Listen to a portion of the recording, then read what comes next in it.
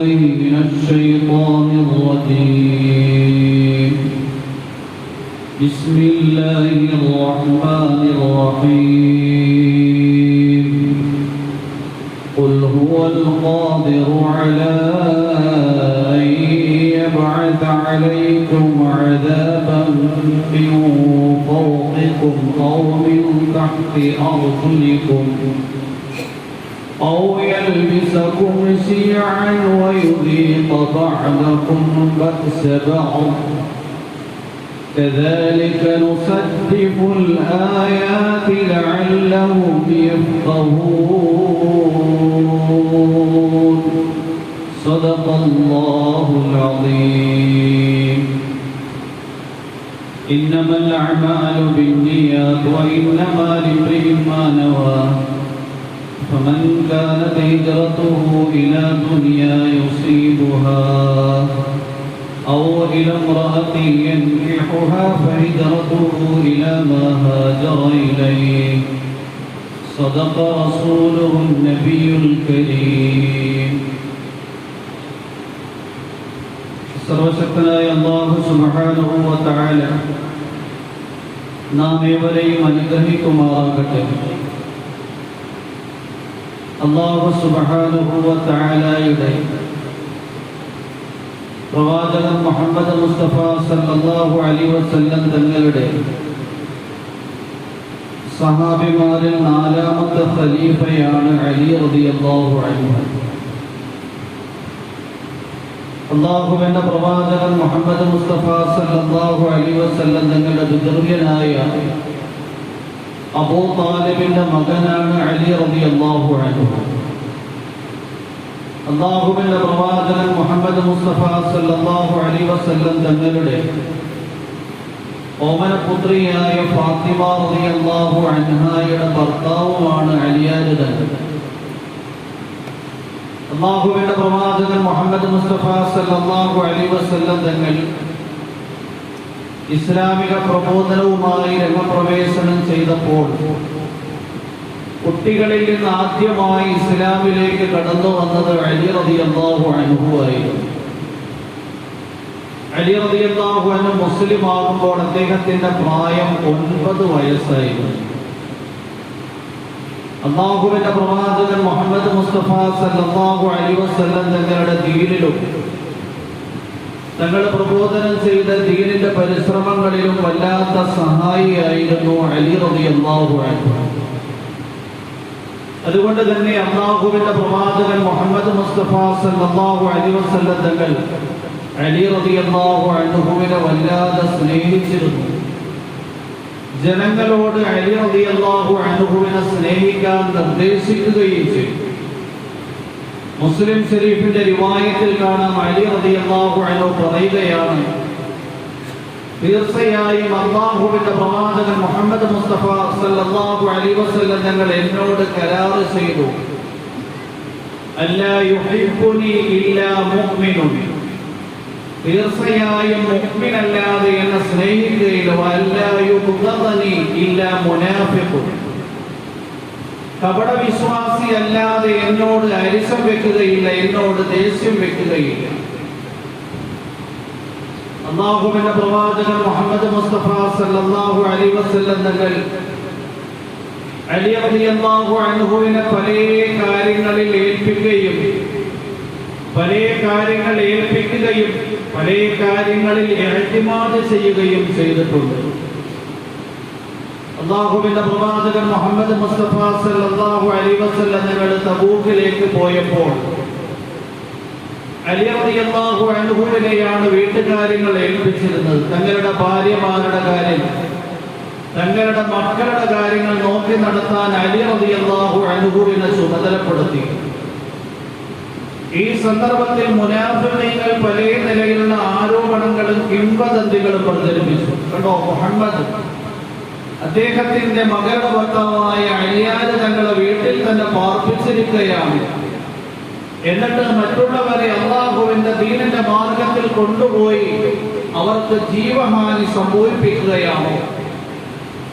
അലി റളിയല്ലാഹു അൻഹു അല്ലാഹുവിന്റെ പ്രവാചകനോട് ചോദിക്കുകയുണ്ടായി, തുഖല്ലിഫുനി ഫിസ്ബിയാനി വന്നിസാ, അല്ലാഹുവിന്റെ പ്രവാചകരെ, നിങ്ങളും അനുയായികളും അല്ലാഹുവിന്റെ മാർഗത്തിൽ ധർമ്മസമരത്തിനു വേണ്ടി പുറപ്പെടുമ്പോൾ എന്നെ സ്ത്രീകളുടെയും കുട്ടികളുടെയും കാര്യങ്ങൾ ഏൽപ്പിച്ചുകൊണ്ട് ഇവിടെ തന്നെ പാർപ്പിക്കുകയാണ്. ഈ സന്ദർഭത്തിൽ അല്ലാഹുവിന്റെ പ്രവാചകൻ അലി റളിയല്ലാഹു അൻഹുവിനോട് പറയുകയുണ്ടായി, യാ അലി അമാ തർദാ അൻ തകൂന ബിമൻസിലതി മൂസ വഹാറൂൻ ഇല്ലാ അന്നഹു ലാ നബിയ ബഅദി. മുസ്ലിം ശരീഫിന്റെ റിവായത്തിൽ കാണാം, ബുഖാരി ശരീഫിന്റെ റിവായത്തിലും ഈ ഹദീസ് കാണാം.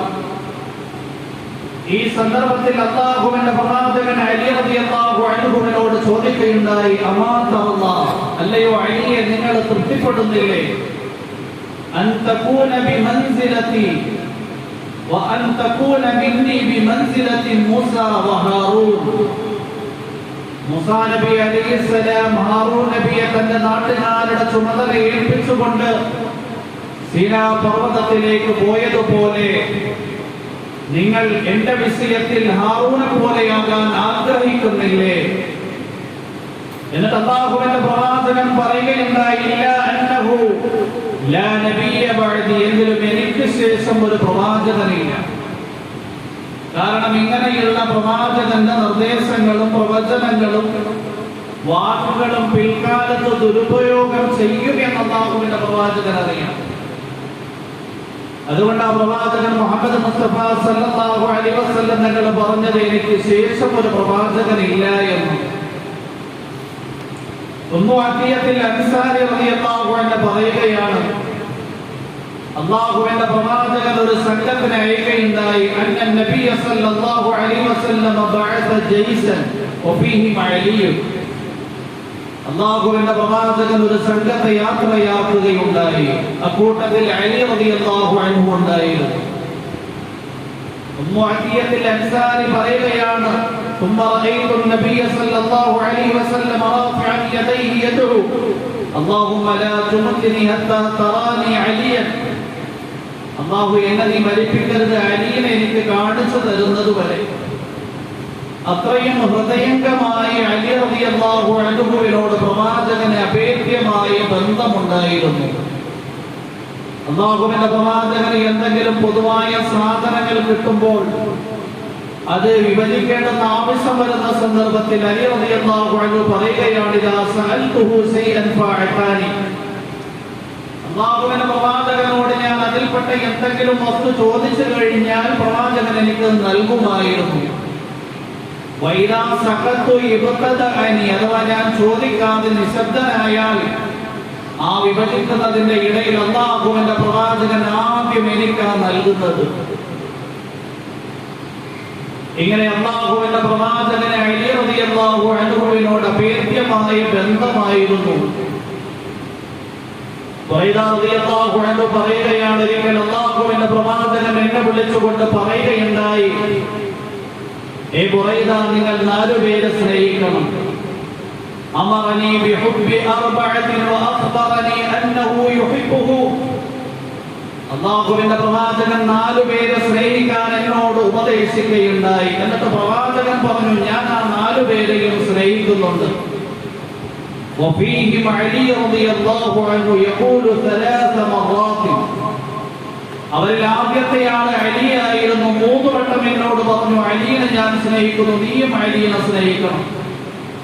2 അബൂദറിൽ ഗിഫാരിയാണ്. 3 والمقداد بن الأسود رضي الله عنه. 4 سلمان الفارسي رضي الله عنه. അല്ലാഹുവിന്റെ പ്രവാചകൻ മുഹമ്മദ് മുസ്തഫ സല്ലല്ലാഹു അലൈഹി വസല്ലം തങ്ങൾ ഒരിക്കൽ അലി റളിയല്ലാഹു അൻഹുവിനെ നോക്കിക്കൊണ്ട് പറയുകയുണ്ടായി, യാ അലി ഫീക മസലുൻ ബിഈസ ഇബ്നു മറിയം. നിങ്ങൾക്ക് എന്റെ സമുദായത്തിൽ ഈസാ പ്രവാചകന്റെ സ്ഥാനമായിരിക്കും. ഈസാ നബി അലൈഹിസ്സലാമിന്റെ വിഷയത്തിൽ ജനങ്ങൾ 2 തരംതിരിഞ്ഞതുപോലെ നിങ്ങളുടെ വിഷയത്തിലും ജനങ്ങൾ 2 വിഭാഗക്കാരായിരിക്കും. എന്നിട്ട് പ്രവാചകൻ മുഹമ്മദ് മുസ്തഫ സല്ലല്ലാഹു അലൈഹി വസല്ലം തങ്ങൾ പറയുകയുണ്ടായി, അബ്ഗദതുഹു നസാറ ഹത്താ യഹ്തമ്മു ബിഉമ്മിഹി. യഹൂദികൾ ഈസാ നബി അലൈഹിസ്സലാമിനോട് ദേഷ്യം വെച്ചു. എത്രത്തോളം ഈസാ നബി അലൈഹിസ്സലാമിന്റെ ഉമ്മയെക്കുറിച്ച് ആരോപണം ഉന്നയിക്കുകയുണ്ടായി. ഈസാ നബി അലൈഹിസ്സലാമിന്റെ ഉമ്മയെക്കുറിച്ച് അവര് വ്യഭിചാരിണിയാണ്, ഈസാ നബി അലൈഹിസ്സലാം ജാരസന്തതിയാണ്, നഊദു ബില്ലാഹ്, ഇങ്ങനെയുള്ള കുപ്രചരണങ്ങൾ യഹൂദികൾ നടത്തുകയുണ്ടായി. എന്നാൽ ക്രിസ്ത്യാനികൾ ഈസാ നബി അലൈഹിസ്സലാമിനെ വല്ലാതെ സ്നേഹിച്ചു.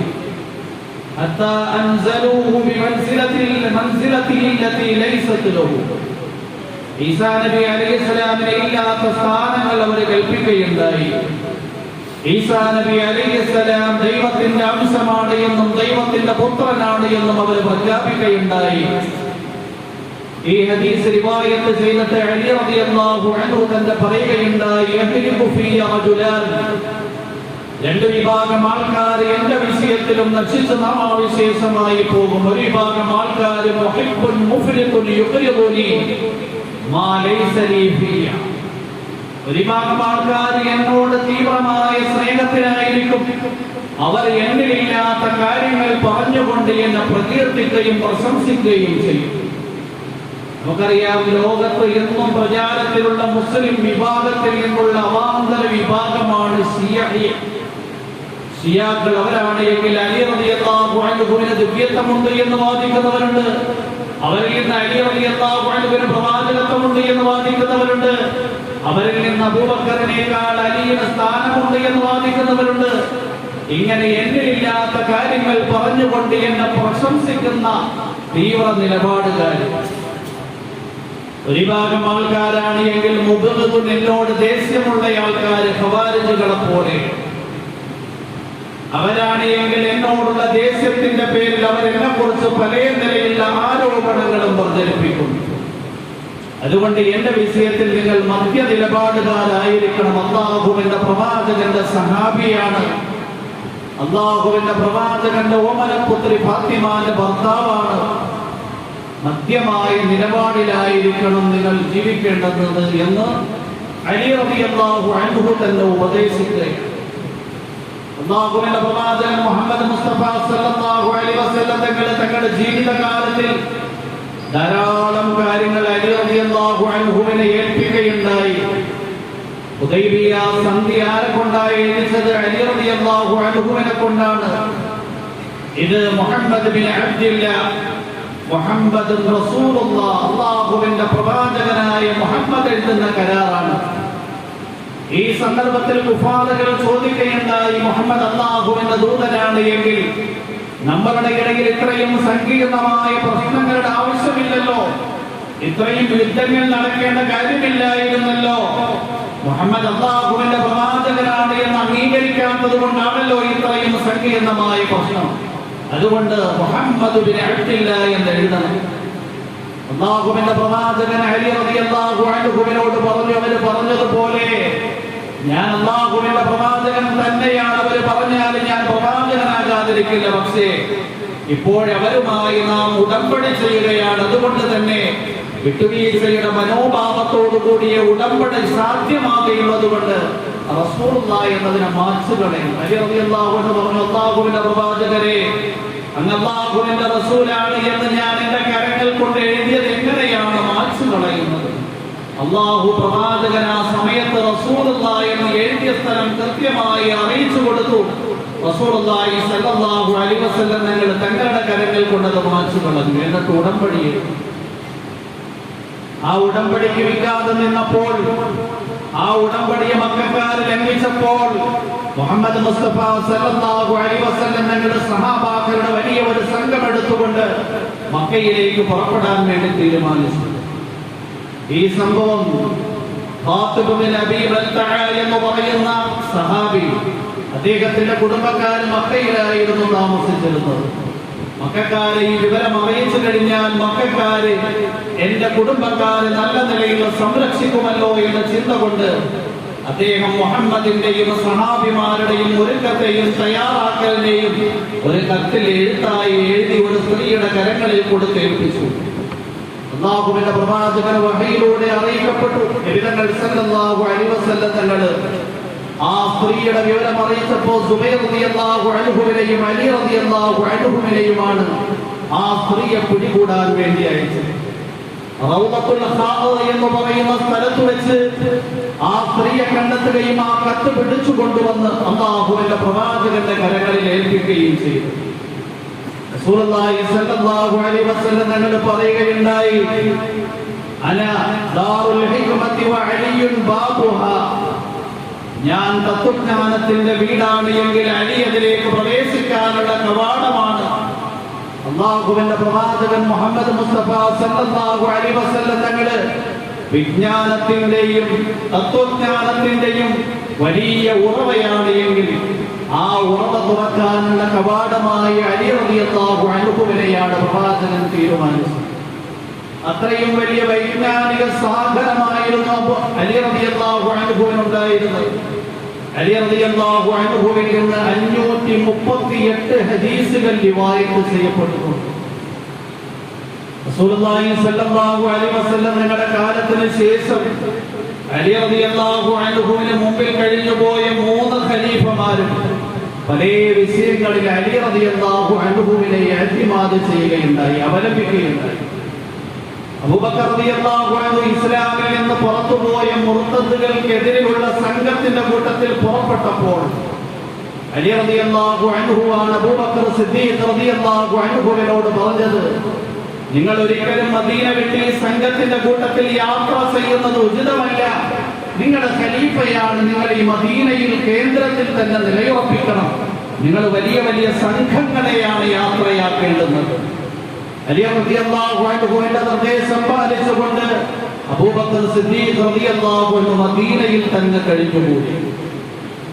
ഇങ്ങനെ അബൂബക്കർ സിദ്ദീഖ് റളിയല്ലാഹു അൻഹു അലി റളിയല്ലാഹു അൻഹുവിന്റെ പല നിർദ്ദേശങ്ങൾ അംഗീകരിക്കുകയും അതിനെ ആദരവോടുകൂടി സ്വീകരിക്കുകയും ചെയ്തിരുന്നു.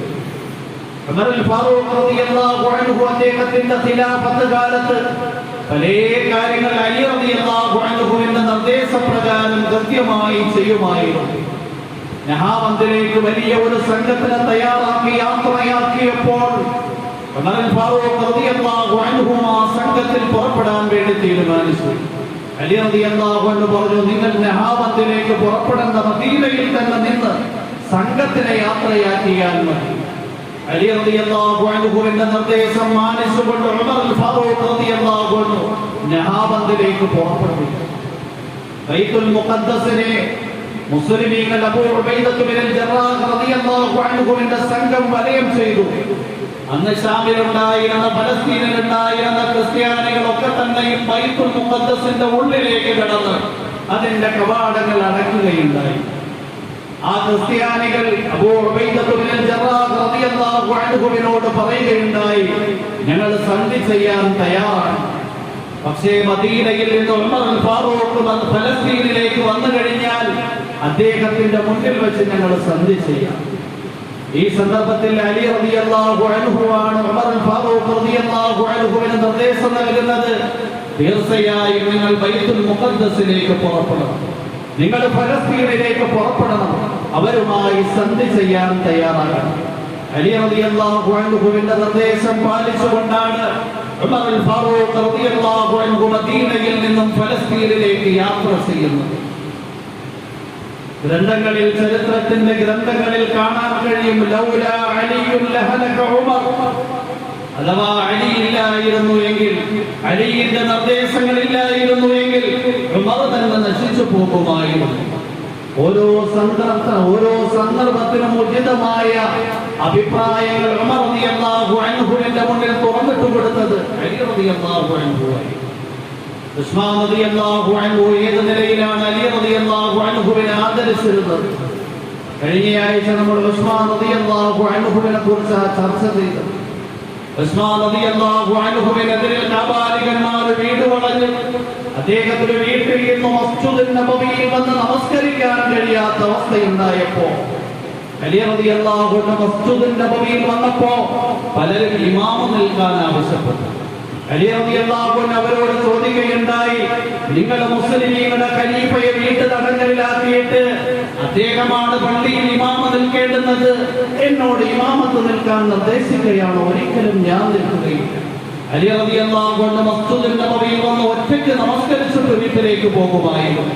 ഒരു ഖലീഫയുള്ളപ്പോൾ ആ ഖലീഫയാണ് ഇമാമ നിൽക്കേണ്ടുന്നത്, അദ്ദേഹത്തിന്റെ പിന്നിലാണ് അണികൾ ഒരുമിച്ച് കൂടേണ്ടുന്നത്.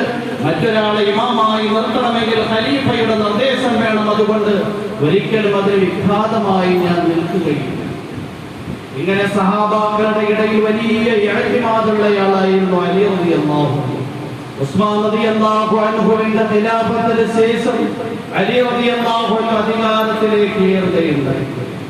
ഈ സന്ദർഭത്തിൽ മുസ്ലിം ലോകത്ത് യഹൂദികൾ കടന്നുകൂടി പല നിലയിലുള്ള ശിഥിലതകളും ഭിന്നതകളും ഉണ്ടാക്കി മുസ്ലിമീങ്ങളെ പല ചേരികളിലാക്കി കഴിഞ്ഞിരുന്നു.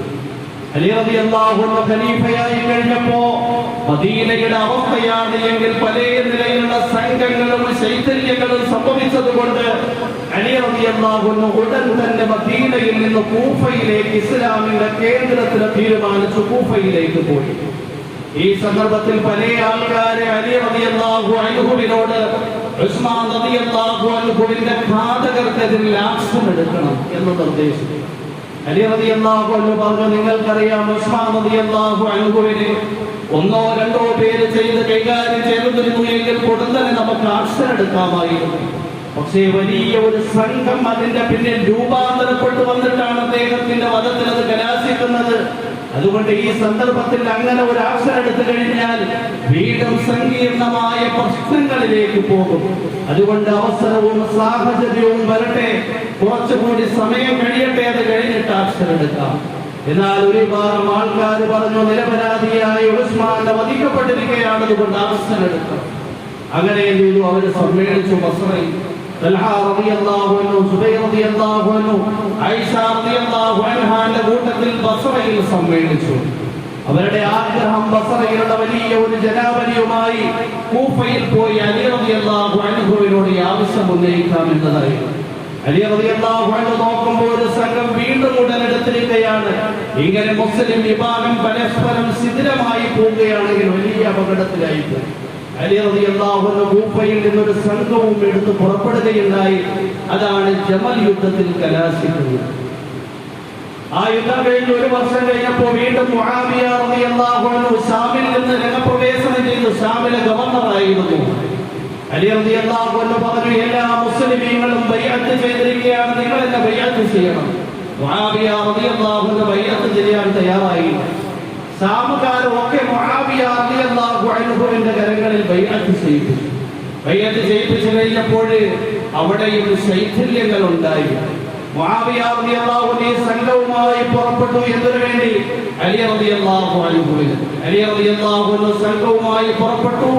ശാമിന്റെ പ്രവിശ്യയായ സിഫീനിൽ വെച്ച് രണ്ട് സംഘങ്ങൾ ഏറ്റുമുട്ടി കഴിഞ്ഞപ്പോൾ എന്ത് ചെയ്തു? പല മുസ്ലിമീങ്ങൾ രക്തസാക്ഷികളാകുകയാണ്.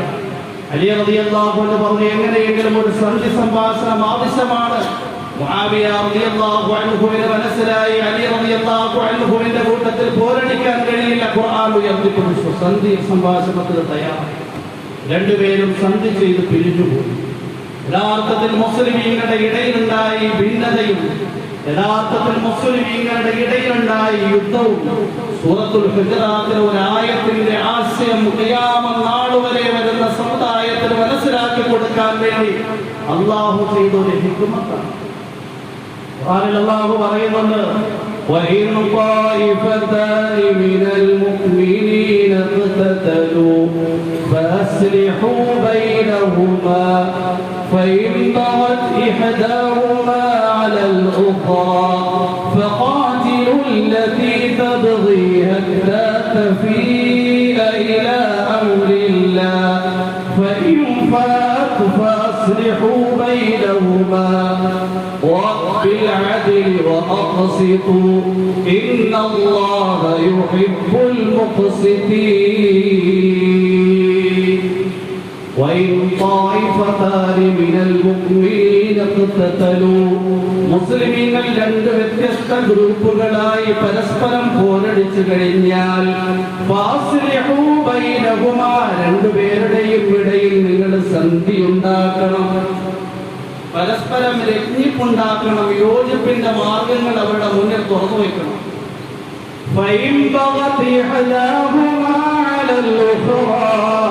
ഒരു വിഭാഗം മറ്റൊരു വിഭാഗത്തിനെതിരിൽ അതിക്രമം വഴിച്ചു വിടുകയാണ് എങ്കിൽ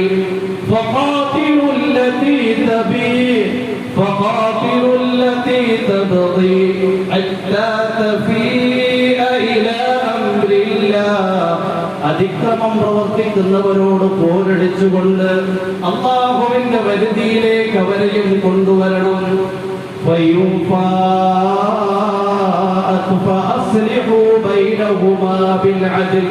ഇനി അല്ലാഹുവിന്റെ പരിധിയിലേക്ക് അവർ വന്നു കഴിഞ്ഞാൽ നീതിയോടെ അവരുമായി സന്ധി ചെയ്യണം. സുഫീൻ കഴിഞ്ഞപ്പോ അലി റളിയല്ലാഹു അൻഹുവിന്റെ സംഘത്തിലാണ് വിജയം കിട്ടിയത്. മുസ്ലിമീങ്ങൾ പരസ്പരം പോരടിച്ചപ്പോൾ സംഭവിച്ച ജീവഹാനി എന്ന് പറഞ്ഞാൽ 10 വർഷം കൊണ്ട് ഉമറുൽ ഫാറൂഖ് റളിയല്ലാഹു അൻഹു പ്രവിശാലമായ സാമ്രാജ്യം കെട്ടിപ്പടുത്തപ്പോ കാഫിറുകളിൽ 1000-ൽ താഴെ പേരാണ് മരിച്ചത്. എന്നാൽ മുസ്ലിമീങ്ങളുടെ ഇടയിലുണ്ടായ ഭിന്നതയിൽ അന്ന് ജീവഹാനി സംഭവിച്ചത് 70,000 പേർക്ക്. മുആവിയ റളിയല്ലാഹു അൻഹുവിന്റെ കൂട്ടത്തിൽ നിന്ന് 45,000 പേരുടെ ജീവഹാനി സംഭവിച്ചു. അലി റളിയല്ലാഹു അൻഹുവിന്റെ കൂട്ടത്തിൽ നിന്ന് 25,000 പേർക്ക് ജീവഹാനി സംഭവിച്ചു. മുആവിയ റളിയല്ലാഹു അൻഹുവിന് മനസ്സിലായി ഒരിക്കലും അലിയുടെ കൂട്ടത്തിൽ ഏറ്റുമുട്ടി നിൽക്കാൻ കഴിയില്ല. അംർ ബിൻ അസ് റളിയല്ലാഹു അൻഹു മുന്തത്തിൽ ഖുർആൻ എടുത്ത് ഉയർത്തി കാണിച്ചു. അലി റളിയല്ലാഹു അൻഹുവിന് മനസ്സിലായി സന്ധിക്ക് വേണ്ടി വരികയാണ്. സന്ധി ചെയ്തു.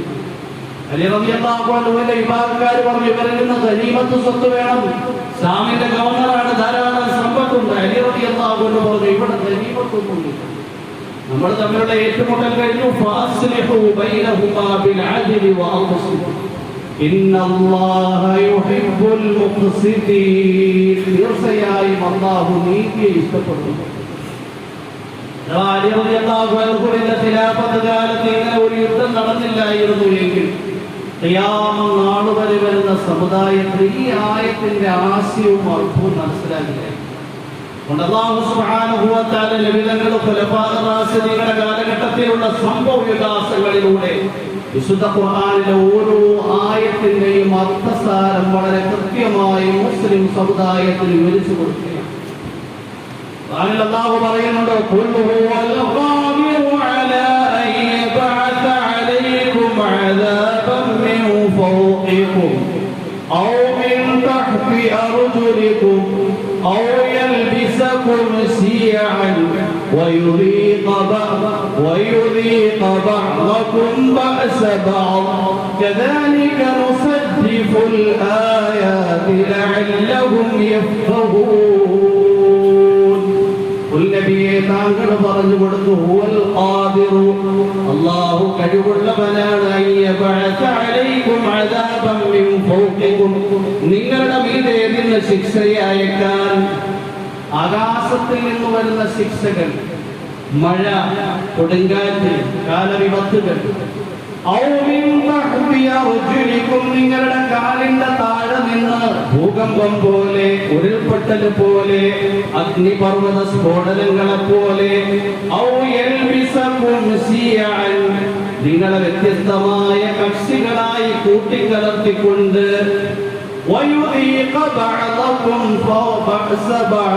എന്നിട്ട് ഒരു ചിലർ മറ്റു ചിലരെ ശിക്ഷ ആസ്വദിപ്പിക്കുകയും ചെയ്യും, ഒരു ചിലർ മറ്റു ചിലരെ ഉപദ്രവിക്കുകയും ചെയ്യും. പരസ്പരം തമ്മിലുണ്ടാകുന്ന പോരടി അല്ലാഹുവിന്റെ ഭാഗത്തു നിന്നുള്ള ശിക്ഷ. റസൂലുള്ളാഹി സ്വല്ലല്ലാഹു അലൈഹി വസല്ലം നിങ്ങൾ ഈ ആയത്ത് ഓതിയിട്ട് പറയുകയുണ്ടായി, ഹാദാനി ഐസർ, ഈ 2 കാര്യങ്ങൾ, അതായത് നിങ്ങൾ പരസ്പരം കക്ഷികളാകണം. ആ കക്ഷികളായതുകൊണ്ട് നിങ്ങൾ പരസ്പരം അങ്ങോട്ടും ഇങ്ങോട്ടും പോരടിക്കരുത്. ഇത് നിങ്ങൾ പൂർണ്ണമായും ഉന്മൂലനം ചെയ്യുന്നതിനേക്കാൾ നല്ലതാണ്. ലോകത്തിൽ നിന്ന് നോക്കിക്കഴിഞ്ഞാൽ മുസ്ലിമീങ്ങളിൽ എത്രയോ വിഭാഗക്കാരുണ്ട്. ഓരോ വിഭാഗക്കാരും ഞങ്ങളാണ് അബ്ദുൽ, ഞങ്ങളാണ് ഖുർആനിന്റെ ആൾക്കാർ, ഞങ്ങളാണ് ഹദീസിന്റെ ആൾക്കാർ എന്ന് വാദിക്കുന്നത്. ഇത് പടച്ചവന്റെ ഭാഗത്തുള്ള ഒരു തീരുമാനം. എങ്കിലും എന്ത് ചെയ്തിട്ടില്ല, മുസ്ലിമീങ്ങൾ ഇസ്ലാമിന്റെ സംവിധാനങ്ങൾ പൂർണ്ണമായും വേരോടെ ഉന്മൂലനം ചെയ്യപ്പെട്ടിട്ടുണ്ട്. ഇങ്ങനെ തമ്മിലടച്ചും 14 നൂറ്റാണ്ടുകളായി ഇസ്ലാമും മുസ്ലിമീങ്ങളും ലോകത്തും നിലനിൽക്കുന്നു. ഇത് അല്ലാഹുവിന്റെ ഒരു തീരുമാനം. وَيُذِيقَ بَعْضَكُمْ بَأْسَ بَعْضٍ كَذَلِكَ نُصَرِّفُ الْآيَاتِ لَعَلَّهُمْ يَفْقَهُونَ. പ്രകാരം നാം തെളിവുകൾ വ്യത്യസ്തമായി വിശദീകരിച്ചു കൊടുക്കുന്നത് ചിന്തിക്കുന്നവർക്ക്, കാര്യങ്ങൾ ഗ്രഹിക്കുന്നവർക്ക് മനസ്സിലാക്കാൻ വേണ്ടിയാണ്. അലി റളിയല്ലാഹു അൻഹു അദ്ദേഹത്തിന്റെ ഖിലാഫത്ത് കാലം 5 വർഷം നീണ്ടു. വലിയ ഇബാദത്തിന്റെ പ്രതീകമായിരുന്നു. ഉമർ ബിൻ അബ്ദുൽ അസീസ് അദ്ദേഹത്തിനെ കുറിച്ച് പ്രസംഗിക്കുമ്പോൾ അസ്ഹദുൻ നാസി ഫിദ്ദുനിയ അലി, ദുനിയാവിനോട് ഏറ്റവും കൂടുതൽ വിരക്തിയുള്ളയാളെ അലി റളിയല്ലാഹു അൻഹു, ഉയർന്ന നീതിയുടെ പ്രതീകമായിരുന്നു. അലി റളിയല്ലാഹു അൻഹു ഒരിക്കൽ മാർക്കറ്റിലൂടെ നടന്നു പോകുമ്പോൾ അദ്ദേഹത്തിന് നഷ്ടപ്പെട്ടു പോയ പടയങ്കി ഒരു ക്രിസ്ത്യാനി മാർക്കറ്റിൽ വിൽപ്പനയ്ക്ക് വേണ്ടി വെച്ചിരിക്കുകയാണ്. അലി റളിയല്ലാഹു അൻഹു ചോദിച്ചു, ഇത് എന്റെ പടയങ്കിയാണല്ലോ, നിനക്ക് എവിടെ നിന്നാ കിട്ടിയത്? ക്രിസ്ത്യാനി പറഞ്ഞു, മാർക്കറ്റിൽ വിൽപ്പനയ്ക്ക് വെച്ചിരിക്കുന്ന പടയങ്കിയെ കുറിച്ച് നിങ്ങളുടെ പടയങ്കി എന്ന് വാദിക്കുകയാണ്, ഇത് എന്റെ പടയങ്കിയാണ്. രണ്ടുപേരും തമ്മിൽ വാഗ്വാദമായി. അലി റളിയല്ലാഹു അൻഹു തന്നെ കൂഫയിൽ ഒരു കോടതി തീരുമാനിച്ചിരുന്നു. ആ കോടതിയിൽ ഒരു ചീഫ് ജഡ്ജി ഉണ്ടായിരുന്നു, ഖാദി സുറൈ. ചീഫ് ജഡ്ജിയുടെ അടുക്കൽ കാര്യമെത്തി. ആരാ? ഖലീഫ, രാജ്യം ഭരിക്കുന്ന ചക്രവർത്തിയും ഒരു സാധാരണക്കാരനായ മനുഷ്യനും തമ്മിലുള്ള പ്രശ്നമാണ്. ജഡ്ജിയുടെ അടുക്കൽ വന്നപ്പോൾ ക്രിസ്ത്യാനിയായ മനുഷ്യൻ പറഞ്ഞു, ഇദ്ദേഹത്തിന്റെ പടയങ്കി എന്നാ വാദിക്കുന്നത്. ഒരിക്കലും ഇത് ഇദ്ദേഹത്തിന്റെ പടയങ്കിയാണ്. ഇസ്ലാമിന്റെ നിയമമുണ്ട്, 2 പ്രശ്നങ്ങളുമായി 2 പേര് വന്നു കഴിഞ്ഞാൽ, ഒരു പ്രശ്നവുമായി 2 പേര് വന്നു കഴിഞ്ഞാൽ പ്രശ്നം ഉന്നയിക്കുന്ന വാദി സാക്ഷിയെ കൊണ്ടുവരണം, പ്രതി സത്യം ചെയ്യണം. വാദി അലിയാണ്. നിങ്ങൾക്ക് സാക്ഷിയുണ്ടോ എന്ന് ചോദിച്ചു. എന്റെ മകൻ ഹുസൈൻ സാക്ഷിയാണ് എന്ന് പറഞ്ഞു. അലി സുറൈൻ പറഞ്ഞു, ഒരിക്കലും പിതാവിന്റെ വിഷയത്തിൽ മകന്റെ സാക്ഷിത്വം സ്വീകരിക്കില്ല എന്ന് നിങ്ങൾക്ക് അറിയില്ലേ?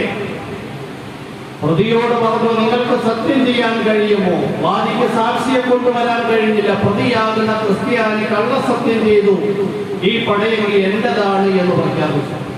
അലി റളിയല്ലാഹു അൻഹുവിന് ആ പടയങ്കി തീരുമാനിക്കാതെ ഖാദി സുറൈൻ പ്രതിയായ ക്രിസ്ത്യാനിക്ക് ആ പടയങ്കി തീരുമാനിച്ചു. ആ പടയങ്കിയും കയ്യിൽ വെച്ചുകൊണ്ട് ആ ക്രിസ്ത്യാനിയായ സഹോദരൻ ഒരു പ്രഖ്യാപനം നടത്തി, അശ്ഹദു അല്ലാ ഇലാഹ ഇല്ലല്ലാഹ് വഅശ്ഹദു അന്ന മുഹമ്മദൻ റസൂലുള്ളാഹ്. എന്നിട്ട് അദ്ദേഹം പറയുകയുണ്ടായി, ഞാനിപ്പോ മുസ്ലിമായിരിക്കുകയാണ്, ഈ പടയങ്കി യഥാർത്ഥത്തിൽ അലിയിന്റേതാണ്. സിഫീൻ യുദ്ധം കഴിഞ്ഞ് മടങ്ങുന്ന വഴിയിൽ അദ്ദേഹം അശ്രദ്ധനായി ഒട്ടകപ്പുറത്ത് യാത്ര ചെയ്യുമ്പോൾ ഈ പടയങ്കി അദ്ദേഹത്തിന്റെ കരങ്ങളിൽ നിന്ന് താഴേക്ക് വീണ്ടുപോയി. അവസരം പാർത്തിരുന്ന ഞാൻ ആ പടയങ്കി എടുത്തതാണ്. അന്വേഷണം അവസാനിപ്പിച്ചപ്പോൾ അതിന്റെ വിൽപ്പനയ്ക്ക് വേണ്ടി മാർക്കറ്റിൽ കൊണ്ടുവന്ന് വെച്ചതാണ്. യഥാർത്ഥത്തിൽ ഈ അലിയാര് തങ്ങൾ നിർദ്ദേശിച്ച കോടതിയിലുള്ള ആ അലിയാര് തങ്ങൾ തന്നെ നിശ്ചയിച്ച ഒരു ജഡ്ജി അദ്ദേഹത്തിനെതിരെ ഇസ്ലാമിന്റെ നീതി വ്യവസ്ഥയുടെ മുകളിൽ നിന്നുകൊണ്ട് കാര്യങ്ങൾ വിധിക്കുന്നു എങ്കിൽ ഇത്രയും ബൃഹത്തായ ഒരു തത്വസംഹിതയിൽ നിന്ന് ഇനിയും ഞാൻ എന്തിനാണ് അമാന്തിച്ചു നിൽക്കുന്നത്? അതുകൊണ്ട് ഞാൻ മുസ്ലിമായിരിക്കുകയാണ്. ഇത് അലി റളിയല്ലാഹു അൻഹുവിന്റെ നീതിയായിരുന്നു. അല്ലാഹു സുബ്ഹാനഹു വ തആല നമുക്ക് സഹാബാക്കളെ പഠിക്കാനും അവരുടെ ജീവിതങ്ങൾ കൃത്യമായി ജീവിതത്തിൽ ഒപ്പിയെടുക്കാനും തൗഫീഖും ഹിദായത്തും പ്രദാനം ചെയ്യുമാറാകട്ടെ. വആഖിറു ദുആഇ അൽഹംദുലില്ലാഹി റബ്ബിൽ ആലമീൻ. അസ്സലാമു അലൈക്കും വറഹ്മത്തുള്ളാഹി വബറകാതുഹു.